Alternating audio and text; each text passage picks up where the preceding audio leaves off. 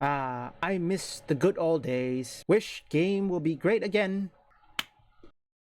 Now, before I begin, I just wanted to say that recently, since the release of Spider-Man or perhaps The Last of Us Part 2, games is not the same anymore. So far, game was used to be fun in the past. I think what changes is when, I could be wrong in this one, when the incident with Bud Light, Victoria's Secret have gone woke, that's a sign that everything is going to change. And by then, when Gamergate 1 started, everything changed after that. And even so, when Elon Musk took over Twitter. And now, when Elon Musk, or perhaps after Elon Musk took over Twitter, Gamergate 2.0 started, those left or perhaps woke idiots cannot run away. Twitter is now open. And now, ShiftUp CEO, his plan is to make gaming great again. And let's see what he has to say. We have an article from Fandom Wire. It says, it would be better to make games that have a high profit margin. Stellar Blade CEO Director Hyung-Tae Kim mission to make console game great again and will make you respect him even more. Even though it's a matter of weeks or perhaps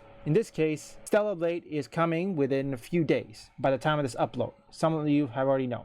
Which we will skip to this one. The developer of ShiftUp has been proud of their game. The developer Hyung-Tae Kim from ShiftUp is proud of their game. They have put out a lot of work into it, getting inspired by a bunch of similar games. They have crafted this title just the way they themselves wanted to play a game. And now it looks like the game director has even better reason to make such an incredible game. According to the director, it suggests that this game holds much more significance than anyone know. Helldivers 2, now he talks about Helldivers 2. You can pause this if you read it before we continue further. If you guys don't know, a few weeks ago, people from the commentary community, or perhaps who are covering this Gamergate, they just recently found out that community manager from Helldivers is now invoking woke and now banning people for being racist, homophobic, transphobic, etc. And even though Helldiver is selling well, that doesn't exclude the community manager. And this is the problem with the community manager in the West. They hire people who are practically DEI focused or perhaps have ties with Sweet Baby Inc. And community managers always have the main power when it comes to this. So I think because of this, the higher-ups at Arrowhead, they didn't know about it. I'm probably certain they didn't know. The community manager or Helldivers probably spin the narrative. But let's hope ShiftUp, regardless, is not going to be doing the same, because ShiftUp is probably one of our last hope to make games great again. As you know, Helldivers 2 released on PC and PS5 back in February, and yet to stop its climbing towards the peak, the live service game are everywhere nowadays, which is true. Every now and then a publisher hints a possibility of them heading towards the live service model. The biggest example is WB's games. Even though Hogwarts Legacy became the best-selling game of 2023, they still decide they would stop focusing on single-player experience. This is where ShiftUp comes in with their title, or with their popular title, Stellar Blade. It is one of the most games that people rarely see nowadays. Yes, there are plenty of single-player experience available, but an experience such as this is hard to find. A game where an attractive female character takes center stage, and a game where ridiculous action is part of the core of the gameplay loop, and a game that is not afraid to show what it is. It's like people were waiting for this game to come out, which, that is true. People are in fact waiting for this. They like the game. And look, I know some of my viewers who are watching this, some of you prefer multiplayer, some of you prefer single player. Remember, each of this had their own cater audience. Everybody can enjoy single player, not everybody can enjoy multiplayer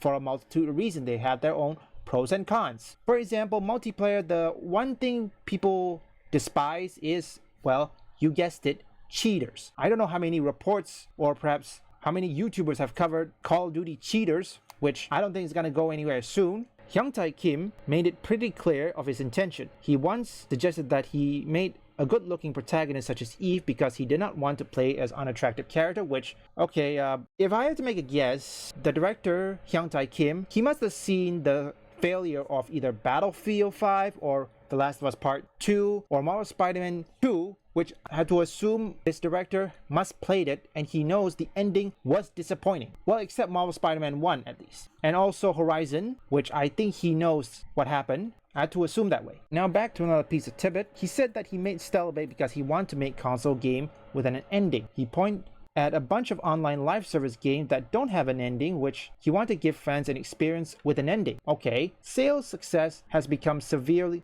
issue in recent years due to rising costs of development. To be honest, I often hear advice from people around me that it would be better to make games that have a higher profit margin.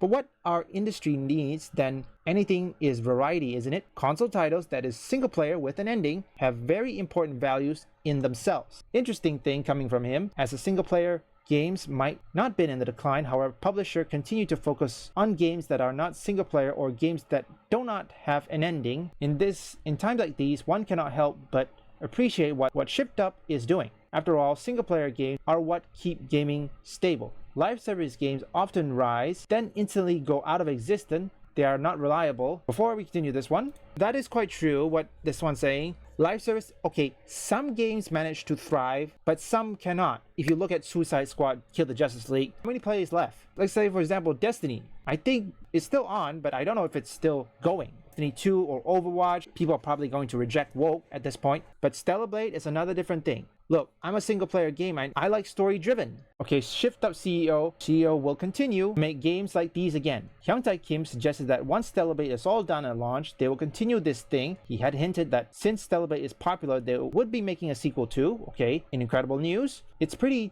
interesting that a Korean developer is making commitment. Let's not forget that another pair of Korean development who work at Lies of P also announced a sequel to their game, hence continuing their own commitment to single-player games. Well, that's good. This may be a tricky one, but at least they are committed. However, I hope Stellar Blade CEO will learn from the past what's happening. Like, for example, Suicide Squad Kill the Justice League or Marvel Spider-Man 2. If you don't know, correct, that game sells many copies. However, the ending was a disappointment. So I have to assume Stellar Blade CEO Hyung-Tae Kim have already seen the ending of Marvel Spider-Man 2, since he also has a PS5 if I had to make a guess. But most importantly, I hope that Stellar Blade will continue to give fans what they want and not pander or bend the knee with these woke idiots. You need to keep gaming alive. Make gamers great again. If you guys enjoy this, leave a like and subscribe and comment down below. What do you guys think? Stellar Blade is coming.